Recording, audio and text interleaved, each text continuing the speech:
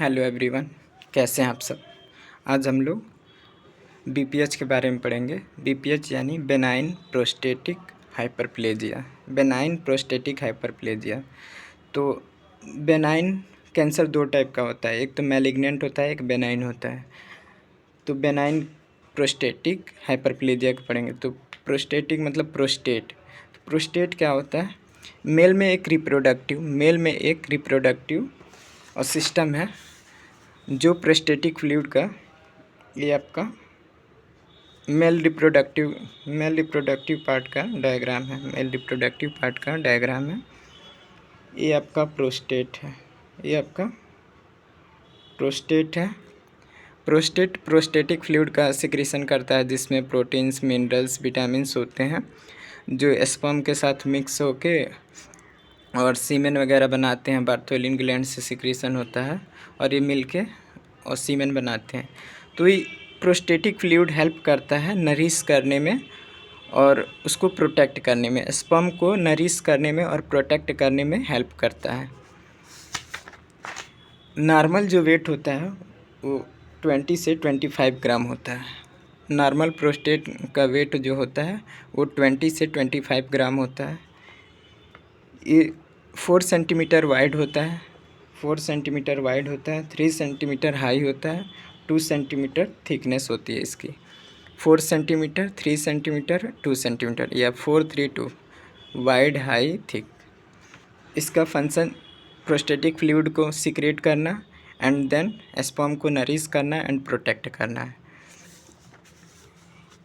ये आप देखेंगे मेल रिप्रोडक्टिव पार्ट का डायग्राम है, जिसमें ये आपका पेनिस है। ये पूरा पेनिस है और पेनिस में ही यूरेथ्रा है। यूरेथ्रा आपका प्रोस्टेट से पास हुआ। ये आपका टेस्टिस है। ये एपिडिडाइमस है। ये सेमनीफेरस ट्यूब्यूल्स वगैरह हैं। फिर यहाँ पे आपका सेमनीफेरस ट्यूब्यूल्स हैं पूरा। यहाँ पे सेमिनल वेसाइकल्स रहते हैं। सेमिनल वेसाइकल से फिर आपका स्पर्म बनता टेस्टिस में है, फिर वहाँ से एपिडिडाइमस में जाता है, फिर ट्यूब में जाता है, ट्यूब से फिर सेमिनल वेसाइकल्स में आता है, वहाँ से फिर प्रोस्टेट में आता है, फिर प्रोस्टेटिक फ्लूइड के साथ मिक्स होके स्पर्म को नरिश करता है एंड उसको प्रोटेक्ट करता है, और फिर वहाँ से यूरेथ्रा से होते हुए पास होता है, और इसी यूरेथ्रा से यूरिन भी पास होता है। अभी ये नॉर्मल प्रोस्टेट का डायग्राम है। अगर जो प्रोस्टेट इनलार्ज हो जाए, ये नॉर्मल प्रोस्टेट था, अब प्रोस्टेट इनलार्ज हो जाए तो जो आपका यूरेथ्रा क्या हो जाएगा? नैरोइंग हो जाएगा। यूरेथ्रा में नैरोइंग हो जाएगा, ये पतला हो जाएगा यूरेथ्रा। अगर जो प्रोस्टेट इनलार्ज हो गया तो यूरेथ्रा आपका कैसा हो गया? उसमें नैरोइंग हो गई, कंप्रेशन हो गया उसका। तो जो अब यूरिन पास हो रहा था ईजिली, अब उसमें क्या हो जाएगी? उसमें डिफ़िकल्टी हो जाएगी। यूरिन पास करने में अब क्या होगा? डिफ़िकल्टी होगा और ड्रिबलिंग होने लगेगा। इसी को हम लोग आगे डिटेल्स में पढ़ते हैं। बीपीएच के बारे में पढ़ते हैं। इट इज़ इनलार्जमेंट या हाइपरट्रॉफी, इनलार्जमेंट और हाइपरट्रॉफी ऑफ प्रोस्टेट ग्लैंड, यानी प्रोस्टेट ग्लैंड अपने नॉर्मल साइज से बड़ा हो जाता है, उसमें हाइपरट्रॉफी हो जाती है। The prostate gland enlarge extending upward into the bladder, ये ब्लैडर तक क्या करता है? एक्सटेंड करता है, ऑब्स्ट्रक्टिंग, बाधा उत्पन्न करता है आउटफ्लो ऑफ यूरिन में। प्रोस्टेट ग्लैंड इनलार्ज हो जाता है और ब्लैडर तक एक्सटेंड कर जाता है और यूरिन के आउटफ्लो में ऑब्स्ट्रक्शन, रुकावट, बाधा पैदा करता है। बेनाइन है तो ये नॉन कैंसरस इनलार्जमेंट होगा। इसमें क्या होता है, जो यूरिन होता है ना वो ब्लैडर से पूरी तरह से खाली नहीं हो पाता, क्योंकि आपका जो यूरेथ्रा है उसमें नैरोइंग हो गया है। यूरेथ्रा में नैरोइंग होता है तो उसके वजह से पूरा जो ब्लैडर है वो खाली नहीं हो पाता है। Incomplete emptying of bladder and urinary retention leading to urinary stasis may result in hydronephrosis, hydroureter and UTI। जिसके यूरिन के वहाँ पे रुकने की वजह से क्या हो सकता है, हाइड्रोनेफ्रोसिस हो सकता है, हाइड्रोयूरेटर हो सकता है एंड यूटीआई की दिक्कत हो सकती है। इसका पैथोफिजियोलॉजी जान लेते हैं कि कैसे प्रोस्टेट का इन्लार्जमेंट होता है। तो आपका हाइपोथैलेमस से रिलीज होता है LHRH, luteinising releasing hormone. Luteinising releasing hormone anterior pituitary को पॉजिटिव फीडबैक देता है LH रिलीज करने के लिए। LH रिलीज होता है और वो लीडिंग सेल्स को क्या करता है, पॉजिटिव फीडबैक देता है। किसके लिए, टेस्टोस्टेरोन को सिक्रीट करने के लिए, प्रोड्यूस करने के लिए। फिर टेस्टोस्टेरोन वहाँ से सिक्रीट होकर कहाँ पहुँचता है, प्रोस्टेट तक पहुँचता है। फिर प्रोस्टेट क्या रिलीज करता है, 5 अल्फा रिडक्टेज टाइप सेकेंड। और 5 अल्फा रिडक्टेज जो है वो टेस्टोस्टेरोन को DHT में चेंज कर देता है। टेस्टोस्टेरोन को DHT में हाइड्रोटेस्टोस्टेरोन में चेंज कर देता है। और जैसे जैसे एज बढ़ती है वैसे वैसे टेस्टोस्टेरोन का लेवल कम होता है। जैसे जैसे एज बढ़ती है टेस्टोस्टेरोन का लेवल कम होता है, लेकिन एस्ट्रोजन का लेवल उतना नहीं गिरता जितना टेस्टोस्टेरोन का गिरता है। यानी कि टेस्टोस्टेरोन तो बहुत ज़्यादा गिरा लेकिन एस्ट्रोजन उतना नहीं गिरा जितना टेस्टोस्टेरोन गिरा। इसके वजह से क्या होता है, इम्बैलेंस हो जाता है, यानी कि अल्टरेशन हो जाता है हार्मोन में। इसके वजह से आपका प्रोस्टेट इनलार्ज होता है।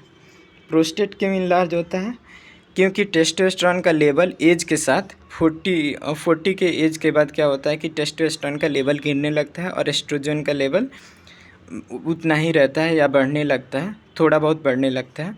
जिसके वजह से क्या होता है, हार्मोन का इम्बैलेंस हो जाता है और प्रोस्टेट इनलार्ज हो जाता है। एक बार और देख लेते हैं। हाइपोथैलेमस से LHRH रिलीज होता है। LHRH एंटीरियर पिट्यूटरी को पॉजिटिव फीडबैक देता है जिससे LH रिलीज होता है। LH लीडिंग सेल को पॉजिटिव फीडबैक देता है जिससे टेस्टोस्टेरोन रिलीज होता है। टेस्टोस्टेरोन प्रोस्टेट पे जाके और 5 अल्फा रिडक्टेज को रिलीज करता है। 5 अल्फा रिडक्टेज क्या करता है, टेस्टोस्टेरोन को DHT में डाईहाइड्रोटेस्टोस्टेरोन में चेंज कर देता है और ये 5 टाइम मोर पोटेंट होता है टेस्टोस्टेरोन के। और एज के साथ आपका टेस्टोस्टेरोन कम होता है, लेकिन एस्ट्रोजन का लेवल उतना कम नहीं होता जितना टेस्टोस्टेरोन का होता है। इसके वजह से हार्मोन का इम्बैलेंस हो जाता है और प्रोस्टेट ग्लैंड इनलार्ज हो जाता है। अब इसका इटियोलॉजी एंड रिस्क फैक्टर देखते हैं। Etiology and risk factor, exact cause unknown है, लेकिन हार्मोनल अल्टरेशन होता है जिसमें टेस्टोस्टेरोन बहुत ज़्यादा गिरता है लेकिन एस्ट्रोजन उतना नहीं गिरता।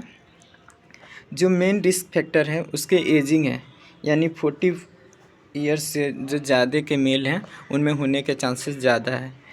फैमिली हिस्ट्री, अगर जो फैमिली हिस्ट्री में है कि फादर को भी हुआ था, उसके ग्रैंडफादर को भी हुआ था, तो होने के चांसेस ज़्यादा हैं। जो लोग अपनी डाइट में ज़्यादा प्रोटीन लेते हैं, जो जिम वगैरह करते हैं और अपनी डाइट में ज़्यादा प्रोटीन लेते हैं, उनमें भी प्रोस्टेट BPH होने के चांसेस रहते हैं, वो प्रोन होते हैं BPH के लिए। इफ़ेक्ट्स ऑफ क्रोनिक इन्फ्लामेशन, कोई क्रोनिक इन्फ्लामेशन हुई है इसके वजह से भी आपके चांसेस हैं BPH होने के। Clinical feature of BPH triad है, frequency, urgency, hesitancy. Frequency, urgency बार बार अर्जिंग होना, फ्रीक्वेंसी बार बार जाना, हेजिटेंसी मतलब रुक के आएगा, हेजिटेट करेगा, जो आपका यूरिन है वो हेजिटेट करेगा आने में। तो आपकी फ्रीक्वेंसी क्या हुई है, इंक्रीज हो गई है, frequency increase of urination, urgency भी आपकी बढ़ेगी, बार बार अर्जिंग होगा। नक्चूरिया, नाइट में ज़्यादा होगा। हेजिटेंसी इन स्टार्टिंग यूरिन, जब यूरिन स्टार्ट करने में या पास करने में दिक्कत होगी। जब पास होने में दिक्कत होगी तो एब्डोमिनल मसल हैं उनमें स्ट्रेनिंग आएगी, एब्डोमिनल मसल्स में स्ट्रेनिंग आएगी।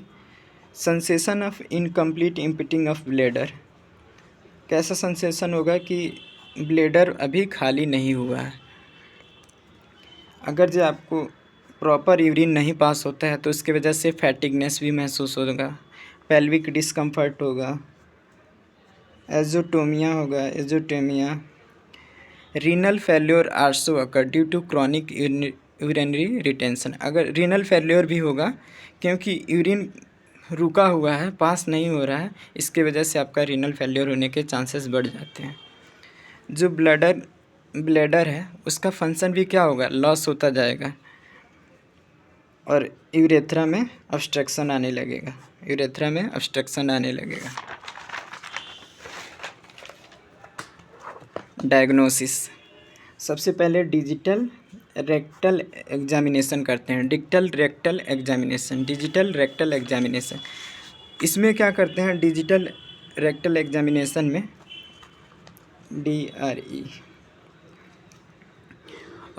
जो भी फिजिशियन होता है वो अपने इस फिंगर को एनल रीजन से रेक्टम से फिंगर को इंसर्ट करता है और प्रोस्टेट को पाल्पेट करता है। प्रोस्टेट की अगर जो साइज़ इनलार्ज है तो उसको फील होती है फिंगर से कि साइज़ उसका इनलार्ज है।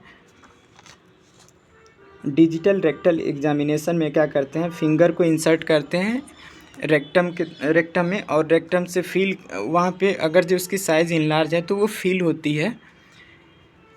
ये डिजिटल रेक्टल एग्जामिनेशन है। Prostate specific antigen PSA test normal होता है, लेकिन जब प्रोस्टेट इनलार्ज होता है तो ये बढ़ा हुआ मिलता है। PSA बढ़ा हुआ मिलता है, जब प्रोस्टेट इनलार्ज हो तो ये बढ़ा हुआ मिलता है। यूरिन फ्लो का रेट स्टडी करते हैं। अगर जो BPH की कंडीशन है तो यूरिन कैसे पास होगा, रुक रुक के धीरे धीरे पास होगा, रुक रुक के पास होगा और उसको बार बार अर्जिंग होगी तो यूरिन फ्लो का रेट का स्टडी करते हैं। हिस्ट्री कलेक्शन वही कि यूरिन रात में ज़्यादा पास हो रहा है और अर्जिंग बार बार हो रही है, ये सब हिस्ट्री का कलेक्शन करते हैं। और इसमें हिस्ट्री में यूरिन का कलेक्शन भी करते हैं देखने के लिए कि उसमें कोई UTI इन्फेक्शन तो नहीं है, हिमेचूरिया ब्लड वगैरह तो नहीं आ रहा है। फिर फिजिकल एग्जामिनेशन करते हैं और USG वगैरह अल्ट्रासोनोग्राफी भी करते हैं। ट्रीटमेंट दो हैं, एक मेडिकल ट्रीटमेंट और दूसरा सर्जिकल ट्रीटमेंट। मेडिकल ट्रीटमेंट में अल्फ़ा ब्लॉकर्स देते हैं, अल्फ़ा ब्लॉकर्स क्या करता है, वो ब्लॉक कर देता है अल्फ़ा रिसेप्टर को, जो इतने स्मूथ मसल्स पे अल्फ़ा ब्लॉकर हैं उसको ब्लॉक कर देता है और काज क्या करता है, वेजोडाइलेशन का, और ये वेजोडाइलेशन करता है। जो यूरेथ्रा नैरोइंग हुई थी उसमें वेजोडाइलेशन होता है। अल्फ़ा ब्लॉकर क्या करते हैं, अल्फ़ा रिसेप्टर को ब्लॉक कर देते हैं जिससे वेजोडाइलेशन होता है यूरेथ्रा में, जिससे यूरिन आसानी से पास होने लगता है। तो अल्फ़ा ब्लॉकर आता है, alpha blocker. 5 alpha reductase inhibitors ये भी ब्लॉक करता है 5 अल्फ़ा रिडक्टेज एंजाइम को, क्योंकि ये चेंज कर रहा था टेस्टोस्टेरोन को डाईहाइड्रोटेस्टोस्टेरोन में कन्वर्ट कर रहा था। तो ये अगर जो ब्लॉक हो जाएगा तो क्या करेगा, चेंज नहीं कर पाएगा तो DST बढ़ेगा नहीं, जिसके वजह से और उसका नॉर्मल लेवल मेंटेन रहेगा और उसमें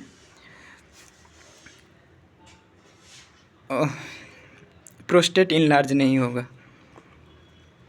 blocks action of alpha reductase enzyme result in decrease production of DHT। Block कर देंगे तो DHT का फॉर्मेशन कम होगा। और इसके लिए जो ड्रग है फिनास्टेराइड और डूटास्टेराइड है, फिनास्टेराइड और डूटास्टेराइड है। 5 अल्फा रिडक्टेज इनहिबिटर में जो ड्रग्स हैं फिनास्टेराइड और डूटास्टेराइड है। सर्जिकल ट्रीटमेंट में ट्रांसयूरेथ्रल रिसेक्शन ऑफ प्रोस्टेट करते हैं। ट्रांसयूरेथ्रल रिसेक्शन ऑफ प्रोस्टेट, इसमें क्या करते हैं, यूरेथ्रा के थ्रू पास करते हैं। ट्रांसयूरेथ्रल में यूरेथ्रा के थ्रू पास करते हैं और उसको जो प्रोस्टेट ग्लैंड में जो टिश्यू बढ़ी हुई हैं उनको रिमूव करते हैं। प्रोस्टेक्टोटॉमी भी करते हैं। प्रोस्टेक्टोटॉमी मतलब पूरा प्रोस्टेट को ही कट करके निकाल देते हैं। वाटर वेपर थर्मल थेरेपी एक न्यू प्रोसीजर है जिसमें नीडल में स्टीम लेके और स्टीम कंटेनिंग नीडल को लेके यूरेथ्रा के थ्रू इंसर्ट करते हैं प्रोस्टेट ग्लैंड में, और ये जाता है वहाँ पे जो नेक्रोस टिश्यू या डेड जो वहाँ पे टिश्यू इनलार्ज हुई हैं उनमें क्या करता है, टिश्यू को नेक्रोज कर देता है या सेल डेथ कर देता है, और फिर वहाँ से इसको डेड सेल को नेक्रोज टिश्यू को रिमूव कर लेते हैं, और फिर हमारा जो नॉर्मल टिश्यू है उसको ये डैमेज नहीं करता है।